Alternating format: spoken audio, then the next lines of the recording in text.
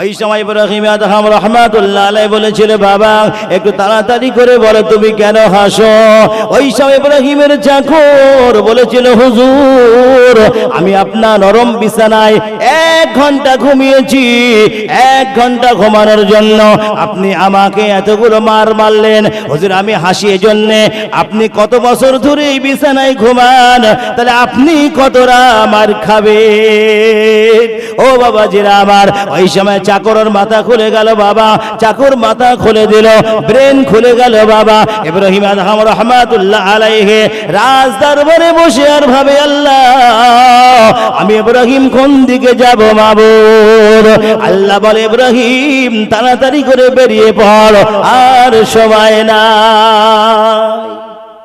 এই 3টে কথা মারে আর হাসে আর গরু খোঁজে আর শাহী দরবারে ঢুকে পড়লো। ইব্রাহিম রাত্রি ঘুমিয়ে আছে, তার মাথা ব্রেন হ্যাং করতেছে, আল্লাহ আমি কি করব, আমি কোন দিকে যাব, কি করলে আমার ভালো হয়।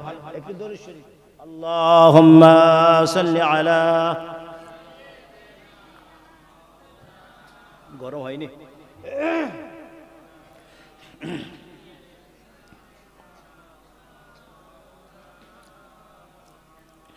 ইব্রাহিম আদহাম রাহমাতুল্লাহ আলাইহি বাবা রাত্রে বেলায় ঘরে ঘুমিয়ে আছেন, বিছানায় ঘুমিয়ে আছেন, আরাম আয়েশ করে খাটের উপরে ঘুমিয়ে আছে। এমন সময় ইব্রাহিম আদহামের হুঁশ ফিরে যায়। আল্লাহ বলে, ইব্রাহিম ইব্রাহিম তাড়াতাড়ি করে বেরিয়ে যাওয়ার সময় নাই, তাড়াতাড়ি করে তোমার রাজ দরবার ছেড়ে দাও। ও বাবাজিরা, ইব্রাহিম আদহাম রাহমাতুল্লাহ আলাইহি শাহী দরবার ছেড়ে জঙ্গলের দিকে চলে যায়। জঙ্গলের পথে যেতে যেতে একটা রাখালের সঙ্গে দেখা হয়ে গেল। বলে, রাখাল কোথায় যাও? ওই সময় রাখাল বলেছিল, জাহাপানা হুজুর আমি এই জঙ্গলে ছাগল চড়াই। জাহাপানা বলেছিল, ওরে রাখাল আমাকে একটা সদস্য দাও, আমাকে একটা পদ দিয়ে দাও রাখাল, আমি আল্লাহর ওলির হাতে বায়াত গ্রহণ করব। না না না, তাড়াতাড়ি করে বলো কোথায় পাবো আমি আল্লাহর ওলি? ওই সময় রাখাল বলেছিল, জাহাপানা আপনার গায়ে যে লেবাসটা আছে, আপনার গায়ে শাহী দরবারে যে লেবাসটা আছে, তাড়াতাড়ি করে লেবাসটা আপনি খুলে ফেলে।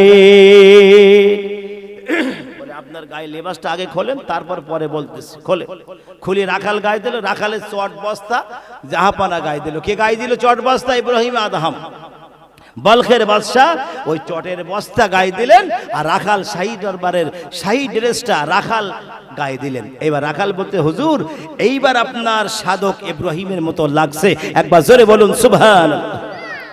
ইব্রাহিম আদহাম এত বড় আল্লাহর ওলি হয়ে গেলেন। বাবা ওই জঙ্গলের রাস্তা দিয়ে হাঁটতে হাঁটতে হাঁটতে একটা জঙ্গল আবার সামনে হাজির হয়ে গেল।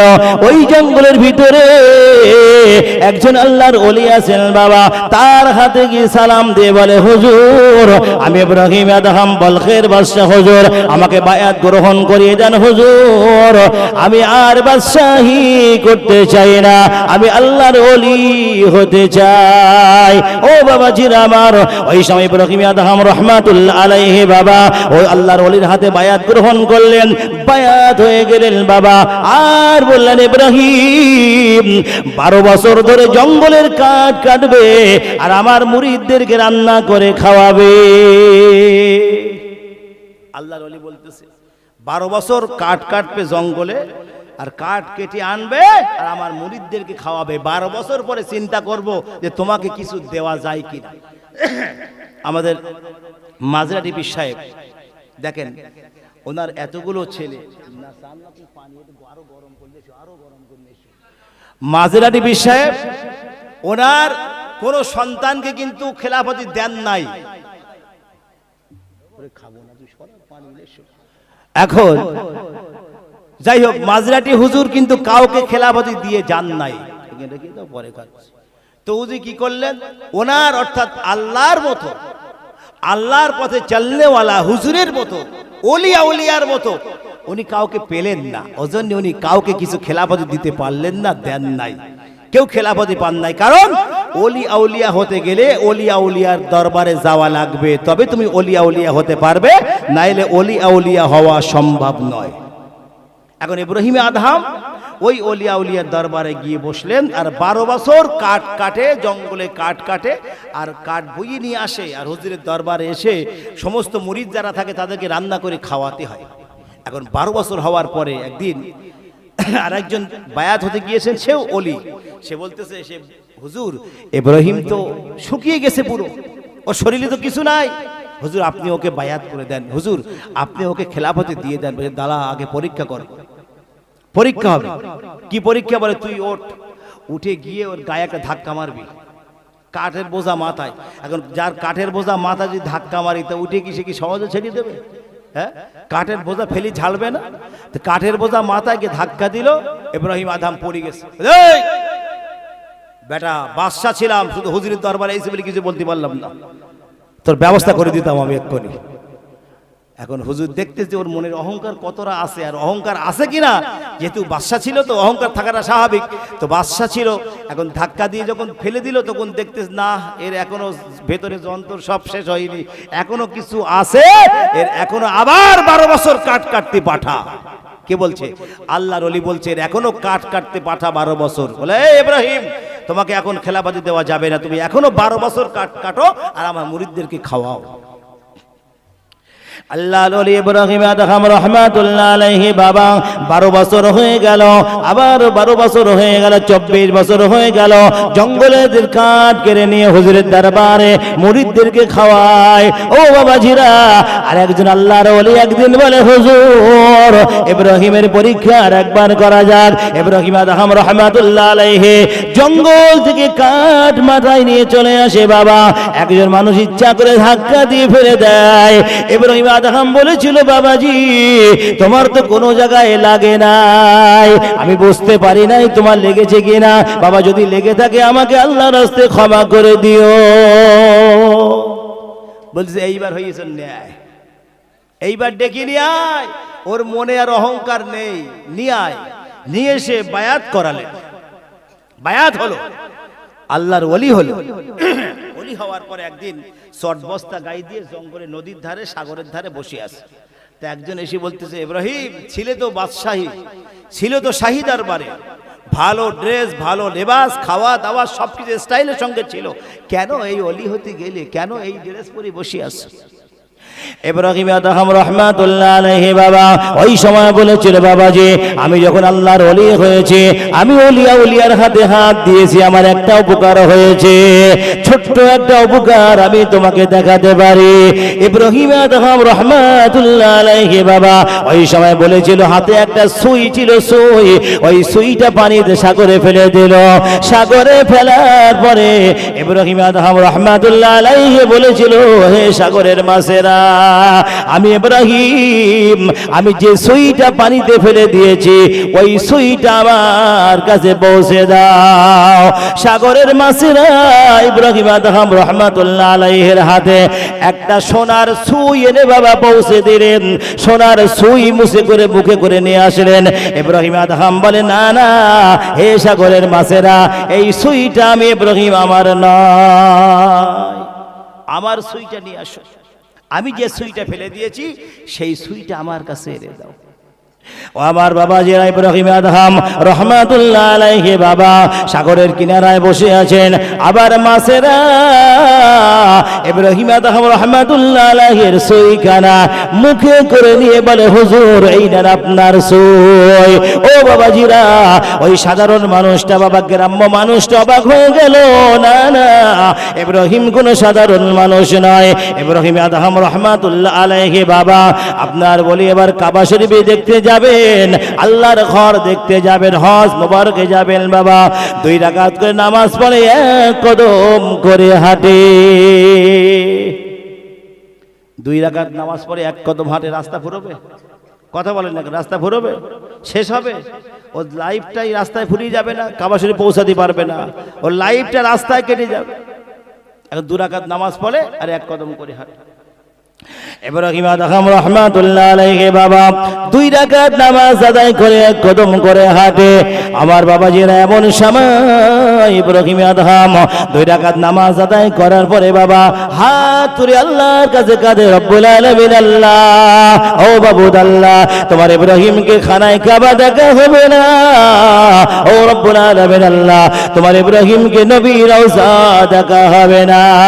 এত কান্না কেঁদেছিল বাবা, এত কান্না কেঁদেছিল, আমার আল্লাহ সইতে পারে না। আল্লাহ রহমতের দরিয়া জোশ মেরে যায়। আমার আল্লাহ বলে, কাবা, ওরে কাবা, আমি আল্লাহ ইব্রাহিমের কান্না সইতে পারি না। ওরে কাবা, তাড়াতাড়ি করে তোমার স্থান ত্যাগ করো, আমার ইব্রাহিমের সামনে হাজির হয়ে যাও। ও বাবাজিরা আমার, কত বড় আল্লাহর ওলি ইব্রাহিম আদহাম রহমাতুল্লাহ আলাইহি কাবা নিজের স্থান ত্যাগ করে ইব্রাহিম আদহাম রহমাতুল্লাহ আলাইহির সামনে হাজির হয়ে যায়। আল্লাহ বলে, কাবা, ওরে কাবা, দেরি করো না, তাড়াতাড়ি করে আমার ইব্রাহিমকে নিয়ে তুমি আবার তোমার জায়গায় হাজির হয়ে যাও। ও বাবাজিরা আমার, কত বড় আল্লাহর ওলি ইব্রাহিম আদহাম রহমাতুল্লাহ আলাইহি বলখের বাদশা ছিলেন বাবা। আজ যিনি বাদশা ছিলেন, কাল তিনি আল্লাহর ওলি হয়ে গেলেন। এই বলখের বাদশা ইব্রাহিম আদহামকে স্বপ্নে দেখাচ্ছে আমার নবী, ইব্রাহিম, তোমাকে বাংলাদেশে জমিনে যেতে হবে। ইব্রাহিম, তোমাকে বাংলাদেশে জমিনে যেতে হবে। বাংলাদেশ? হুজুর, আমি তো বাংলাদেশ চিনি না। বলে, তুমি কবে যাবে সেই দিন ঠিক করো, তোমার জন্য আরব সাগরের পাড়ে হাঙর, কুমির, মাছের অপেক্ষা করতেছে। একবার জোরে বলবেন না সুবহানাল্লাহ? নারায়ে তাকবীর, নারায়ে তাকবীর। একবার দরুদ শরীফ, আল্লাহুম্মা সাল্লি আলা।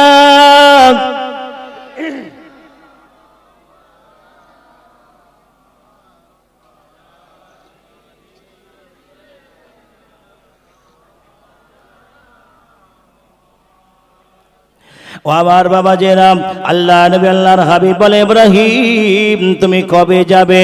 তোমার যাবার আগে থেকে আরব সাগরের ধারে হাঙর, কুমির, মাছেরা তোমার জন্য অপেক্ষা করছে বাবা। ওই সময় ইব্রাহিম আদহাম রহমাতুল্লাহ আলাইহি ওই কুমিরের পিঠে চলে বাংলাদেশের জমিনে চলে গেলেন বাবা। বাংলাদেশের জমিনে আল্লাহর ওলি ইব্রাহিম আদহাম রহমাতুল্লাহ আলাইহি দিন প্রচারের জন্য ইয়ামান থেকে বাংলাদেশের জমিনে চলে গেলেন। ও বাবাজিরা আমার, আমি যে কথা বলছিলাম বাবা, ওই ডাকাত এবার বাড়িতে এবার হয়ে চলে গেল। না না না, যতদিন ভালো মানুষ না হব আমি ডাকাত আর বাড়ি ফিরব না। এখন গিয়ে দেখে সে যার হাত বেঁধে এসেছিল তার হাত খুলে গেছে, হাত খোলা। বলে, হাত, 2 হাত খোলা, গাছে বাঁধা নেই, খুলে গাছের নিচে বসে আছে। এখন ডাকাত যাচ্ছে, ডাকাতকে দূর থেকে বলছে, হুজুর আসসালামু আলাইকুম। হুজুর মনে করছে ডাকাত আমার সালাম দিলে কি ব্যাপার, নিশ্চয়ই ডাকাত ধরা খেয়েছে। তার মানে ডাকাত যেটা বলতে যাচ্ছিল সেটা হয়নি, যেটা আমি বলতে চাইছি সেটাই হয়েছে। একবার জোরে বলুন সুবহানাল্লাহ। আল্লাহর ওলি শেখ ফরিদ গাছে নিচে বসে আছে বাবা। ওই সময় ডাকাত ছুটে গিয়ে হুজুরের কদম জড়িয়ে ধরে বলে, হুজুর আমাকে মাফ করে দেন। হুজুর, আপনি যে কথা বলবেন, যা বলবেন আমি তাই শুনবো। হুজুর, কি করলে আমার গুনাহ মাফ হয়ে যাবে? আমি অসংখ্য মানুষকে জবাই করেছি, অসংখ্য মানুষ আমি মারার করেছি। হুজুর, আল্লাহ কি আমার গুনাহ মাফ করে দেবে? ওই সময় শেখ ফরিদ রহমাতুল্লাহ আলাইহি বাবা বলেছিল, ডাকাত এই গাছের তলায় তুমি বসে যাও। তওবা করলেন শেখ ফরিদের হাতে বাবা। ওই জঙ্গল থেকে গোসল করে আসলেন, গোসল করে এসে ওযু করে এসে শেখ ফরিদের হাতে বায়াত গ্রহণ করলেন। আর শেখ ফরিদ রহমাতুল্লাহ আলাইহি বলে দিল, ডাকাত, যে গাছের নিচে তুমি বসে আছো, এই মরা গাছ যদি জীবিত হয় আর এই গাছে যদি ফল ফুল পাতা ঝরে, অবশ্যই আল্লাহ তোমার গুনাহ মাফ করে দেবে। এখন শুকনো গাছের নিচে বসে, শুকনো মরা গাছ, এই গাছে যদি গাছটা জীবিত হয়, ফল ফুল পাতা ঝরে, তাহলে শেখ ফরিদ বলতেছে যে ডাকাত তোমার গুনাহ মাফ করবে আল্লাহ, আর যদি না ঝরে তাহলে আমার কিচ্ছু করার নেই, তবে আল্লাহ তোমাকে মাফ করে দেবে, তুমি তওবা করেছো। এখন শেখ ফরিদ কোথায় যাচ্ছে? পীরের হাতে বায়াত হওয়ার জন্য। মন নেই, ভুলে গেছেন নাকি? মাস কাগজে চিঠি লিখে দিয়েছে, এই চিঠি নিয়ে যাচ্ছে, আগে বাড়ছে আগে বাড়ছে, যেতে যেতে এবার সে নদীর ধারে এসে গেছে। নদীর ধার, নদী পার হবে কি করে? নৌকা নেই, কিছু নেই, ভটভটি নেই, কিচ্ছু নেই। সেটা আমার মায়েরা বোনের একটু কথা বলছে, আপনার আস্তে কথা বলবেন, একটু আস্তে কথা বলবেন, যদি না শুনতে ভালো লাগে আপনার সরে যান, সমস্যা নেই, একটু কথা আস্তে বলেন, আপনার কথা আস্তে বলেন। শেখ ফরিদ রহমাতুল্লাহ নদীর ধারে গিয়ে চিন্তা করতেছে যে আল্লাহ এবার নদী পার হবো কি করে? নৌকা নেই, কিছু নেই, নদীটা না পার হয়ে ওপারে না যেতে পারলি তো আমি পীরের হাতে বায়াত হতে পারবো না। এখন এই যে শেখ ফরিদ যাচ্ছে, আর ওই অলির কাছে আল্লাহর খবর দিয়েছে যে তোর কাছে একজন অলি আসতেছে, সে তোর হাতে বায়াত গ্রহণ করবে, তুই রেডি হ। বলি ও খোদা, ও তো আমার চেয়ে বড় অলি, বড় কত বড় অলি, তাহলে আমি তার কি আমি তাকে কিভাবে বায়াত করাবো? তাকে আমি কিভাবে বায়াত করাবো? আল্লাহ, কি সমস্যায় পড়লাম এবার। যাই হোক, শেখ ফরিদ এপারে নদীর ধারে দাঁড়িয়ে চিন্তা করছে যে আল্লাহ তুমি আমার নদীটা পার করে দাও। এখন মা যে কাগজ লিখে দিয়েছিল ঠিকানা, সেই কাগজটারে কাগজের নৌকা বানিয়ে নিল। একবার জোরে বলবেন না সুবহানাল্লাহ। কাগজের নৌকা সর্বপ্রথম শেখ ফরিদ আবিষ্কার করেছিল, কাগজের নদী। এই কাগজের নৌকা শেখ ফরিদ প্রথমে আবিষ্কার করলো। এখন শেখ ফরিদ এই কাগজের নৌকার উপরে দাঁড়িয়ে নদী পার হয়ে যাচ্ছে। একবার জোরে বলবেন না সুবহানাল্লাহ। ওদিক যে পীর সাহেব যিনি নদীর পাশে আছে, ও বলে দেখতে পাচ্ছে যে শেখ ফরিদ আমার কাছাকাছি এসে গেছে, কি হবে? আল্লাহ, এবার কি সমস্যা পড়লো। এখন শেখ ফরিদ কাগজের নৌকায় করে নদী পার হচ্ছে, তাহলে কত বড় আল্লাহর ওলি। আমি তুমি চলো পার হই, ডুবিয়ে খাইয়ে যাব না? পুরো মাসে কুমিরি বলবে যাক বেশি গেছি আমি জীবনের মতন, এক সপ্তাহের খোরাক আমার ঘুচে গেল। আর শেখ ফরিদ কাগজের নৌকার উপর দিয়ে পার হচ্ছে। এখন যাই নদী পার হবে, আর ওদিক সেই আল্লাহর ওলি মুখ বাড়িয়ে জানলা দেবে, ও আল্লাহ তো এসে গেছে, খোদা তুমি ওই শেখ ফরিদকে নদীতে ঘোরা, ওজন নদী পার না হতে পারে। কে বলছে? ওই ওলি যিনি যার কাছে বায়াত হবে, উনি বলতেছে যে আল্লাহ শেখ ফরিদ আমার কাছে আসতেছে, তুমি ওরে ঘোরাও নদীতে, ওজন আমার পর্যন্ত না পৌঁছাতে পারে। এখন নৌকা শুধু ঘুরতেছে নদীতে, কাগজের নৌকা ঘুরিয়ে যাচ্ছে। এইবার শেখ ফরিদ বলতেছে যে আল্লাহ, যে আমার নৌকা ঘোরাচ্ছে ওই ব্যক্তি জাল্লাতে মুখ বাড়াই রয়েছে, আল্লাহ তুমি দুটো লম্বা শিং বার করে দাও যেন জাল্লার ভেতরে মুখ না গলাতে পারে। একবার জোরে বলবেন না সুবহানাল্লাহ। ও আবার বাবা জেনাব, আল্লাহ বলে জিজ্ঞাসা করে রব্বুল আলামিন, আল্লাহ কি হলো? আল্লাহ বলে তুমি যেটা চাইবে সেটাও হবে, শেখ ফরিদ যেটা চাইবে সেটাও হবে। তুমি চাইলে নৌকা ঘোরাতে, আমি আল্লাহ নৌকা নদীতে ঘুরিয়ে দিলাম। আবার সে চাইলে তোমার শিং গজাতে, আমি আল্লাহ তোমার বড় বড় দুটো শিং গজিয়ে দিলাম। জাল্লা থেকে মাথা ভিতরে করতে পারে না বাবা, ভিতরে নিতে পারে না। আল্লাহর ওলি শেখ ফরিদ ওই সময় কাগজের নৌকার উপরে বাবা নদীতে ঘুরে ঘুরে যায়।